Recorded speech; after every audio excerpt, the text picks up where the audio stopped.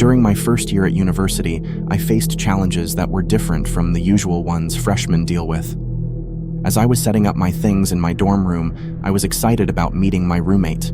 I hoped we could be friends. But things turned out differently, and I found myself in a situation that felt strange and uncomfortable. My roommate, Dale, wasn't very good at talking to people. When I tried to introduce myself by shaking his hand, he seemed unsure and didn't shake back very enthusiastically. It was a weird moment. And then, he didn't even tell me his name. I had to ask. His name was Dale. Whenever we tried to talk, it felt awkward. He would give short answers, and there were lots of moments of silence. We both ended up spending more time on our laptops, and it felt like we didn't really know how to talk to each other. I started feeling uneasy and sad, and at one point, I even thought about asking if I could change rooms because dealing with Dale's strange behavior was hard. But Dale's weirdness wasn't just about being awkward. I found out during orientation that he did some really strange things. Other students were talking about seeing a guy, Dale, behind some bushes in the school gardens touching a tree. I decided to stay away from him and ended up talking to other students who had seen Dale doing weird stuff too. When the school gave me a new roommate, and I started making friends with people on my floor, I felt a bit better. But the relief didn't last long. One night, I came back to my dorm, and Dale was sitting in a weird way, staring at the closed door. When I said hi, he just said nothing, and it made things even weirder.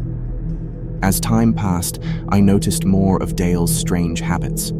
He stayed up really late on his laptop, and sometimes I woke up to find him staring at me in the moonlight. A quiet apology from him didn't make me feel any better about him watching me while I slept. The worst part happened one night when I found out Dale had gone through my stuff. He had looked at my emails and folders. When I asked him about it, he said he didn't do it, but I could tell he was lying. I also noticed that he had messed with my clothes. I couldn't take it anymore, so I asked to switch rooms. My new roommate was much better, and I started feeling more normal again. But the nightmare didn't end. One night, I heard strange noises and found Dale trying to unlock our door. I called the campus police right away. The police came quickly and arrested Dale for his weird behavior. After that, the rest of my time at university was without Dale's creepy presence. But the memories of that scary experience still come back sometimes, reminding me that university life can be more than just classes and exams.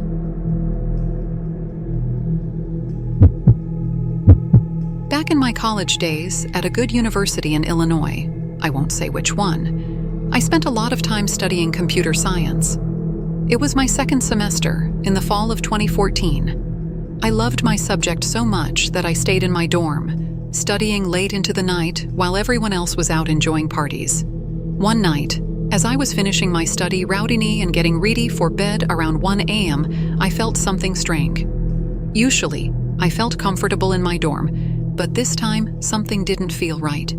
I was too teary to think about it too much, so I tried to go to sleep. But then, the closet door made a slow creaking sound, not like its usual noise. I started to hear quiet breathing from inside. It felt like something out of a scary movie. I quickly grabbed my iPhone and turned on the flashlight to see what was going on. To my surprise, there was a man standing there, about 6 feet tall, wearing dirty clothes and looking straight at me. I screamed and ran out of my dorm. Luckily, a security officer on campus heard me and came to help. We went back into my dorm together, and the officer caught the man, who was thin and looked like he had a tough time. He didn't try to run away and seemed to understand he was in trouble. The police came quickly, and they took the man, who turned out to be homeless and just looking for a warm place to stay. He had come into the building through an open back door because it was so cold outside. Even though he didn't mean to cause harm, the whole thing really scared me. I couldn't shake off that creepy feeling, even though I felt sorry for the man and his tough situation. I stayed in that dorm for a few more weeks before deciding to move to a new one, on a lower floor. The incident made me wonder why the back door was left open, probably because someone forgot to close it. So, that's my story. Even though I don't think the homeless man wanted to hurt anyone, the experience stayed with me throughout my college days, reminding me that unexpected scary things can happen, even when you're just trying to focus on your studies. During my 2 years at Binghamton University, I forged a close-knit group of friends. Our weekends were typically a whirlwind of laughter and camaraderie, but one fateful Friday night in October would etch a chilling tale into our collective memory. With no grand plans on the agenda, 2 of my closest friends and I decided to retreat to the secluded nature preserve by the lake. A hidden clearing on the far side of the lake, shielded from prying eyes, became our refuge for the night. It was a well-kept secret, known only to a select few who sought refuge in its shadows to indulge in the forbidden allure of substances. Our gathering was simple: a crackling fire, a cache of beers, and the comfort of camaraderie. As the night unfolded, the laughter echoed through the trees, carried away by the breeze. In those moments, we reveled in what we jovially dubbed a brochette. Yet, as the night deepened and the alcohol flowed freely, the atmosphere shifted. A sudden hush enveloped our trio, drowning the laughter in an eerie silence. One of my friends, lost in a fit of laughter, found himself rolling on the leaf-strewn ground. Abruptly, the laughter ceased when the keen ears of my other friend detected a sound, a distant crunching of leaves and snapping of branches. The ominous sounds pierced the night, prompting a hurried disposal of our bottles into the lake. The paranoia that often accompanied underage drinking heightened our senses. The fire, while providing warmth, now exposed us to the unseen dangers that lurked beyond the trees. Crunching leaves and snapping branches circled our campsite, echoing the foreboding ambiance of horror films. Laughter gave way to shushed whispers as an unseen presence seemed to encircle us. The eerie atmosphere intensified, reminiscent of the tension in The Blair Witch Project. Suddenly, a thunderous thud shattered the uneasy quiet, a branch hurled into the heart of our campsite. Panic set in, manifesting in my friend sprinting away, leaving my remaining companion and me paralyzed with a mixture of amusement and concern. Yet, the terror escalated when another branch struck my friend's face, a sinister act that shattered our tentative laughter. Grabbing the backpack, we fled in the direction of our dorms, the unseen assailant now revealed as a sinister presence with malevolent intentions. Reaching the road that separated the nature preserve from our dorm, we paused, breathless. Footsteps, however, persisted, drawing closer. The relentless pursuit fueled our sprint back to the safety of our dorm, where we discovered our other friend safe but bewildered. Glancing out of his window, we witnessed a haunting sight: an unidentified figure pacing along the edge of the woods. With each passing car, they retreated into the shadows, only to re-emerge when the coast was clear. Eventually, the mysterious figure vanished into the woods, leaving us to grapple with the aftermath. Resuming our drinking session in the dorm room, nervous laughter echoed off the walls. It wasn't until the light of day penetrated the remnants of our alcohol-induced haze that the true horror of the experience revealed itself. The woods, once a playground of nocturnal escapades, became a forbidden realm, forever tainted by the malevolent specter that had haunted us that fateful night. During my 4th year at a university in Manchester, just 1 semester away from graduating, an administrative mix-up at the university resulted in an unnecessary extra semester. Due to the requirement to switch dorms each semester, I found myself paired with an intriguing roommate named Gabe. Gabe, who shared my major, emitted an unsettling aura. His responses were curt, and he had this habit of staring at the wall for hours. As the weeks went by, I noticed my snacks disappearing, and upon confronting Gabe, he nonchalantly munched away. Frustrated, I had to demand that he stop taking my food. One day, after a study session in an empty auditorium, Gabe appeared out of nowhere, silently waving before walking away. His strange behavior continued when I returned to my dimly lit dorm, only to find him perched on his bed as if he had just woken up. Later, in the dead of night, a strange noise woke me, and to my shock, I discovered Gabe pouring a mysterious powder into my water bottle. Despite his attempt to feign innocence by pretending to sleepwalk, I immediately reported him to campus security. The substance turned out to be tracking powder, a potentially lethal rodent poison. Gabe was arrested, and I was assigned a new roommate. Despite successfully graduating on time, putting the Gabe ordeal behind me, the chilling encounter resurfaced years later. Living with my girlfriend, the same girl from my college study session, we led normal lives in a new city. A chance visit to my parents brought me face to face with an unnerving discovery. While at a local supermarket, I caught a glimpse of a familiar figure at the checkout. Gabe. Fearful of potential consequences, I chose to avoid confrontation. Gabe didn't notice me, and I decided to keep the unsettling reunion to myself. The encounter raised numerous questions about why he was in my parents' city and whether he recognized me. The lingering, unsettling feeling left me hoping that our paths wouldn't cross again.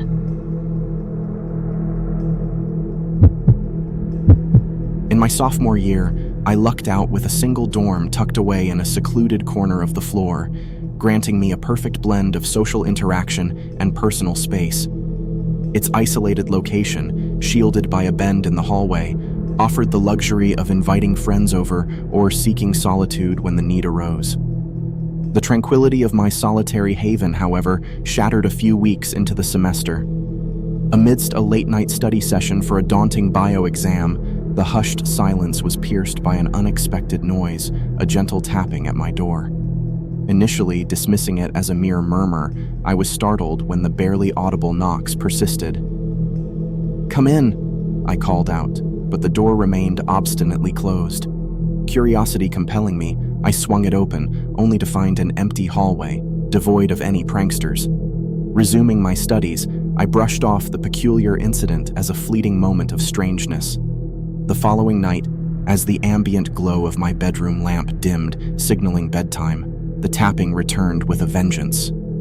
This time, the sound escalated into distinct knocks. I questioned the unseen visitor, receiving only silence in response.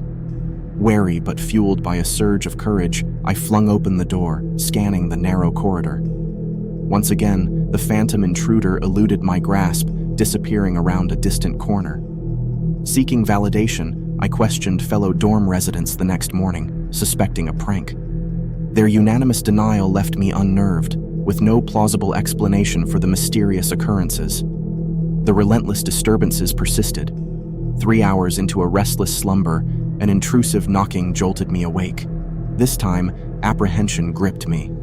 Contemplating whether to confront the source, I steeled myself and swung the door open. No one stood in the corridor, but a fleeting glimpse of a figure vanishing around a distant bend spurred me into action. Sprinting down the hallway, adrenaline coursing through my veins, I pursued the elusive intruder. Reaching the end of the corridor, I spotted a closing bathroom door. My resolve undeterred, I forced the door open, only to be met with darkness. Flicking on the light, my eyes scanned the vacant bathroom. Stalls stood silent, their doors shut. Peering beneath, I discerned a pair of heavy black boots beneath one stall. Bracing myself, I pushed the door open, revealing an empty stall. Confusion engulfed me, replaced by an unsettling giggle that resonated through the otherwise silent bathroom. The laughter, devoid of innocence, echoed like the cackling of a deranged elder. Fear tightened its grip, eroding my earlier confidence. I fled to my room, slamming the door behind me. As I lay in bed, consumed by uneasy, I frantically messaged friends, seeking solace. The knocking persisted, a disconcerting rhythm that echoed through the night. With no assistance forthcoming, I weathered the torment alone, the relentless taps finally ceasing after a prolonged ordeal. The following day, my inquiries with fellow residents yielded nothing. The consensus remained: nobody else had heard the haunting knocks. The sinister laughter haunted my thoughts, leaving me to grapple with an inexplicable encounter. An older man, concealed in the shadows, continued to elude identification, leaving an indelible mark of disquiet on my solitary dormitory sanctuary. Back when I was 19, navigating the halls of a community college that wasn't exactly my first choice, life took a turn down an eerie path. Despite the unspectacular reputation of the college, I saw it as a stepping stone toward the school of my dreams. My major was communications, a choice often dismissed as useless, but its vast scope appealed to me. Being a naturally shy teenager, I didn't actively seek friendships during my initial month of college. I found solace in my private life, which was my haven. However, biology class introduced me to Brian, a fellow student with whom I surprisingly clicked. Struggling with autism, connecting with others was challenging, but Brian somehow felt different, someone I could relate to. Our friendship grew beyond the classroom. FaceTime calls and occasional hangouts at the dining hall became routine. Then, out of the blue, Brian dropped a bombshell, asking me to be his girlfriend. Anxiety surged through me as I grappled with the unexpected proposition, but eventually, I agreed. The initial weeks seemed normal. Brian treated me like royalty, whisking me off to frat parties and engaging in late-night conversations. Yet, subtle signs hinted at an unsettling truth. He began probing into aspects of my life that he shouldn't have known, details shared with people outside of school, with family, and even with acquaintances he was unaware of. Confronting him about this breach of privacy, Brian casually dismissed it, claiming to have overheard our video calls. Naively, I accepted his explanation, dismissing it as a misunderstanding. However, the breaking point came when he mentioned Julie, my little sister, who had tragically passed away in a car accident 13 years ago. I had never spoken of her, and my parents avoided social media, making it impossible for him to have stumbled upon this information innocently. Haunted by the unsettling revelation, I cut ties abruptly, blocking his number and erasing any trace of him from my life. Weeks passed, marked by persistent attempts from Brian to re-establish contact. My resolve remained steadfast, ignoring and blocking him. One day, Brian mysteriously vanished from our shared class, and whispers circulated among classmates. The unsettling truth emerged when a fellow student revealed that Brian had been arrested. His dorm had been raided by the police, who confiscated his laptop for possessing illegal content, an unspeakable horror that sent shivers down my spine. Since that incident, I've become hyper-vigilant about the people I allow into my life. Brian became a ghost of my past, never seen again, and updates on his fate eluded me. The chilling experience left an indelible mark, serving as a stark reminder to tread carefully in the labyrinth of human connections. During my first week at the University of Iowa, my freshman year took a dark turn that I never expected. My roommate was all about rushing a fraternity, and the notorious Rush Week was just around the corner. To kick off the party scene, he insisted we hit up one of the lowest-ranked frats hosting a pre-party on a Thursday night. This shady fraternity was situated in a slummy downtown area, far from the more reputable ones on campus. The house looked like it was chosen in a hurry, and the overall vibe was off-putting. Still, I agreed to go along, thinking it would be an ordinary night of college partying. As we knocked on the door, we were greeted by a short, chubby guy in a sweat-stained white t-shirt. The dimly lit, overcrowded party inside was nothing short of a nightmare. The room was hot, the music was deafening, and the crowd consisted mostly of unsociable guys with a notable lack of girls. After enduring 20 minutes of awkward conversations, I signaled to my roommate that it was time to bail. Unfortunately, a group of guys near the exit made us rethink our early departure. I continued to gulp down the cheap beer they served, trying to ease the discomfort. Soon, a heavy-set guy approached me with a tiny bottle, claiming it would get me shit-faced. I reluctantly downed the mysterious liquor, and that's when things started to spiral out of control. The room blurred, and darkness closed in. I woke up in a dark room, the muffled sounds of music indicating that I was still in the frat house. The room was barely visible, but I could make out some furniture and a small closet. Over the blaring music, I heard an unsettling sound, someone crunching a plastic bag in the closet. Panic set in as I fled the room and raced down the stairs to find my roommate. Without explaining much, I practically dragged him out of the frat house, leaving behind the unsettling mysteries within. During the car ride back to campus, I shared my horrifying realization: I had been drugged. My roommate, rightfully concerned, suggested calling the cops. However, I hesitated, realizing it would be futile. As we processed the night's events, he delicately asked a question that lingered in the air. Had I been taken advantage of? My clothes were intact, and I felt no physical pain, so I assumed not. Checking the time, I discovered that I'd only been unconscious for about 10 minutes. Whatever the guy had given me turned out to be a dud. Grateful to have escaped a potentially dire situation, my college experience had taken a chilling turn at an underground, sketchy frat party. An encounter that would remain etched in my memory as the scariest of my life. Back during my first year in college, I found myself in a peculiar situation when the person who was supposed to be my roommate decided to switch to a different school at the last minute. Oddly enough, this unexpected turn of events worked out in my favor, as it meant I got to enjoy a dorm room all to myself, with ample extra space. Naturally, my dorm room became the designated spot for my friends and me to gather in the evenings, creating a cozy and comfortable hangout spot. What initially seemed like a great arrangement took an unsettling turn about 2 months into the first semester. It was a crisp fall morning, and I was leaving a bit earlier than usual to grab a coffee before my classes. As I opened the door to my room, a small envelope caught my eye, accompanied by a single red rose. Intrigued, I picked up the envelope and discovered a note inside that read, "You are very beautiful. I will do anything to make you mine."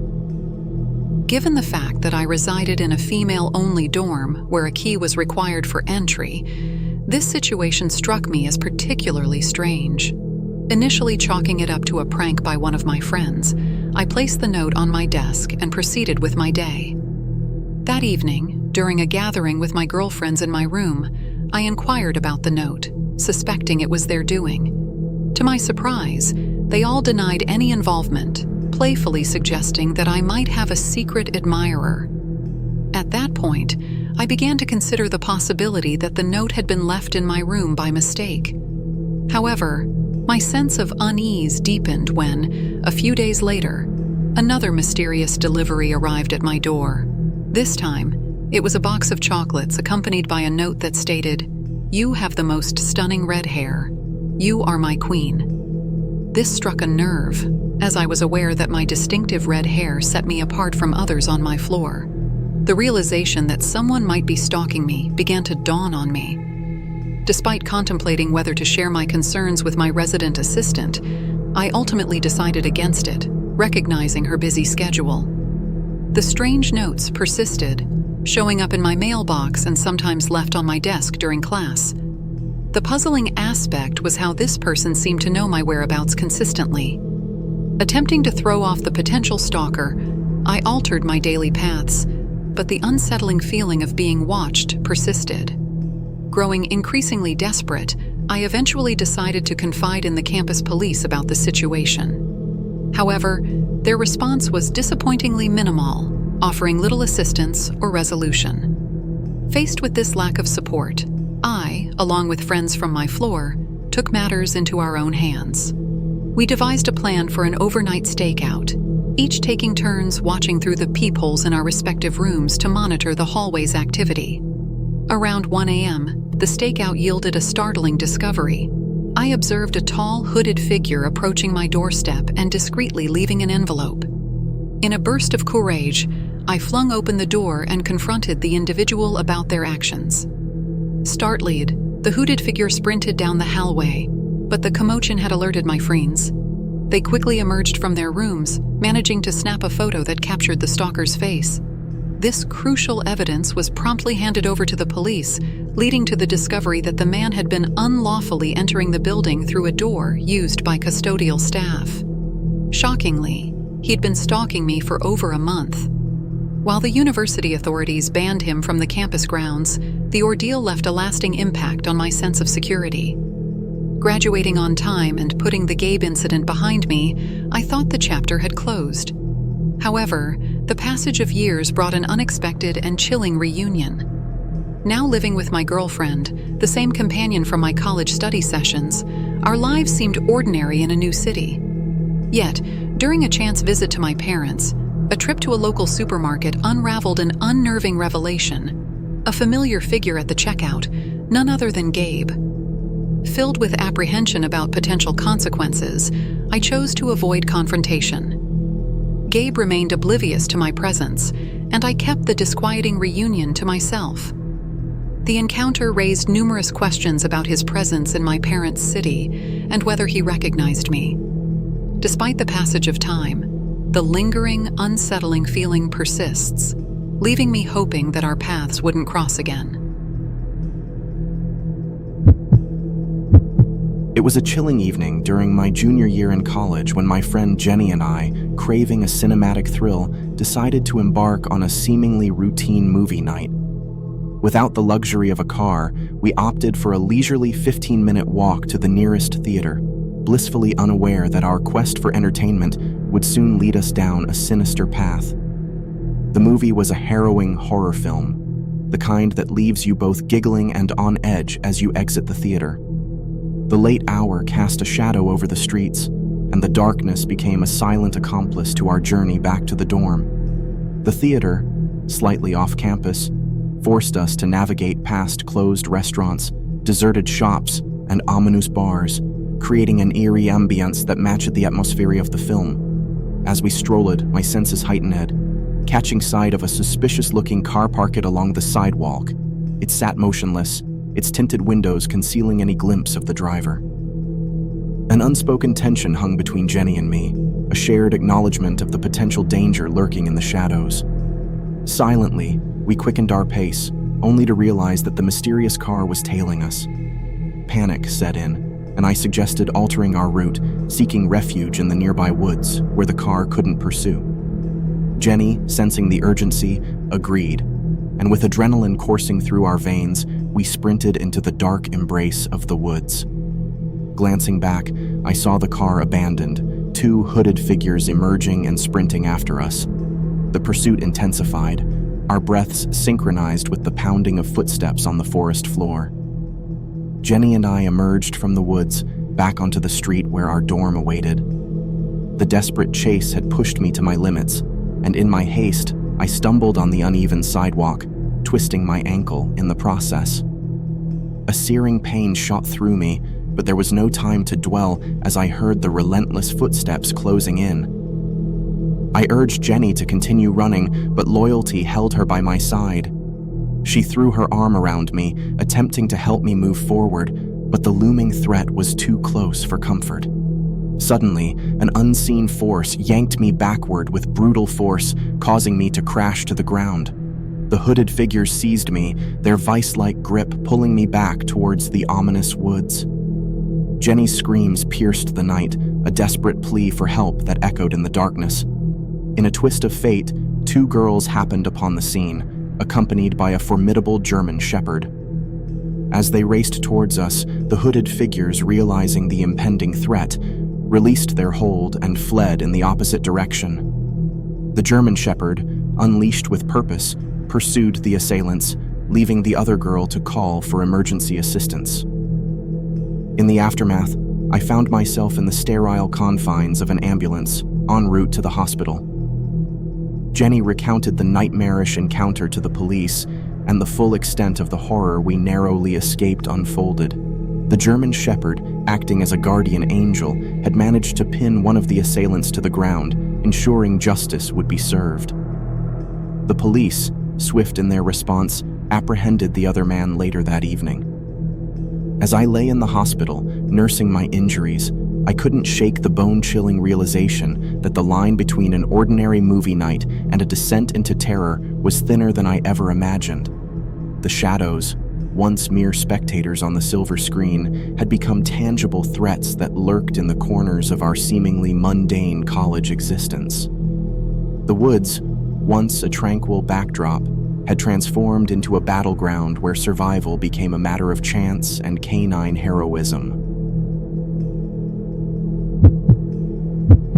During my college days, I enrolled in a class where we delved into challenging works of literature, including the intricate works of Shakespeare. Unlike many of my classmates, I found joy in deciphering these complex texts and grasped them easily. However, I opted to keep my proficiency under wraps, aware that showcasing my skills might lead to a flood of requests for assistance. In the midst of this academic journey, a mysterious figure named Max entered the scene. He was a quiet presence in the class, often choosing to sit on the opposite side of the room and rarely engaging in discussions. To my surprise, he one day positioned himself directly behind me, shattering his pattern of isolation. This sudden proximity left me perplexed, wondering about the motive behind his unexpected relocation. As our professor distributed papers, a rush of satisfaction coursed through me as I snatched my assignment, adorned with a perfect score. Yet, my moment of triumph was disrupted by Max, leaning over my shoulder, his voice a chilling whisper. "Perfect score, huh?" Attempting to deflect his prying curiosity, I chose silence, hoping he would move on. However, after the class concluded, Max transformed into an obstacle, strategically blocking my path. He revealed his academic struggles, painting me as his last hope for success. Politely sidestepping his requests, I attempted to escape his persistent entreaties. Despite my efforts, he trailed me to the bus stop, pleading for my assistance, claiming failure without my guidance. The persistence became increasingly irritating, but thankfully, he refrained from following me onto the bus. The relentless pursuit continued, with Max's daily pleas for tutoring becoming a fixture of post-class interactions. It began to dawn on me that his desperate requests might have less to do with academic challenges and more to do with a desire to spend time with me. This realization instilled a sense of unease, yet I tried my best to ignore the unsettling undercurrents. One afternoon, within the solitude of an empty bathroom, I found myself washing my hands. To my surprise, the door swung open, revealing Max, who positioned himself to block the exit. A sense of dread washed over me as I requested him to move, met only by a silent stare, his eyes bearing an unsettling intensity. As I made a move to leave, he grabbed my arm, crossing a line that instilled fear within me. What Max didn't know was that I had a background in karate, having practiced it for 10 years during my childhood. Swiftly, I delivered a powerful kick that brought him to his knees, allowing me to escape the confines of that dimly lit and ominous bathroom. Without hesitation, I reached for my phone, summoning the police to report the alarming encounter. In the aftermath, Max faced the consequences of his actions, with the authorities apprehending him. The incident underscored the importance of self-defense, especially for women navigating the unpredictable landscapes of college life. While Max's arrest provided a temporary sense of relief, the scars of that encounter lingered, serving as a stark reminder that sometimes the shadows within academia can harbor unforeseen dangers. The dance between the ordinary and the sinister etched itself into the fabric of my college memories, forever altering the perception of safety within those once familiar corridors.